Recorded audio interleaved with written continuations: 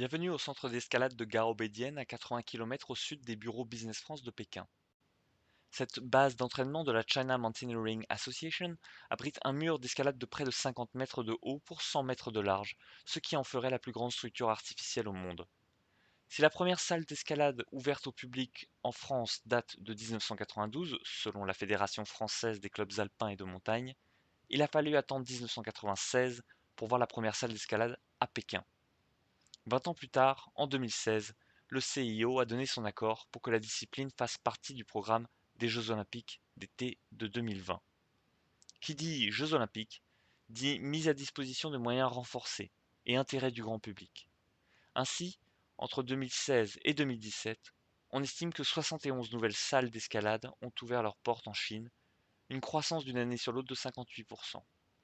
En 2018, on estime qu'il y avait près de 25 000 amateurs ou pratiquants réguliers d'escalade en Chine, que 250 salles étaient actives et que près de 3 500 instructeurs avaient reçu un certificat de qualification professionnelle. Au-delà des structures artificielles, la demande pour l'escalade en falaise et l'alpinisme se développe. Nous sommes reçus à Gaobédienne par Wang Kai, arbitre et commentateur de compétitions d'ice climbing pour l'Union internationale des associations d'alpinisme. Après les événements de Pékin en 2017 et 2019 et Rohot en 2018, la Chine a accueilli une Coupe du monde d'escalade sur glace pour la 4e année consécutive à Changchun en janvier 2020, au cours de laquelle Marion Thomas ou les frères Ladevant se sont illustrés pour la France.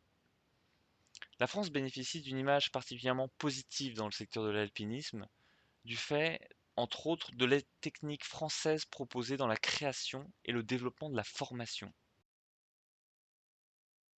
Des échanges réguliers ont ainsi été menés par exemple entre l'ENSA, la FFME, les Secours de Chamonix et le Bureau des sports du Tibet depuis 1999. Ou bien dans le cadre de la coopération pour le développement et l'aménagement touristique et sportif en montagne. À ce sujet, l'Institut des sports de plein air de l'Université nationale du Tibet a été inauguré à Lhasa le 1er juin 2020 pour mieux répondre aux besoins de développement de l'industrie des sports de montagne au Tibet. Des entreprises françaises du secteur sont présentes et reconnues en Chine, tels le fabricant et concepteur de murs d'escalade Entreprise du groupe ABO.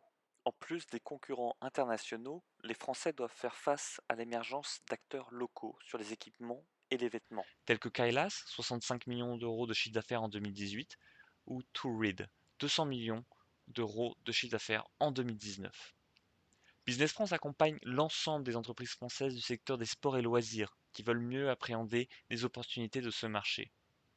À ce titre, Business France fait partie des acteurs publics qui animent le Friends Sport Club, l'interlocuteur des acteurs chinois qui souhaitent collaborer avec la France.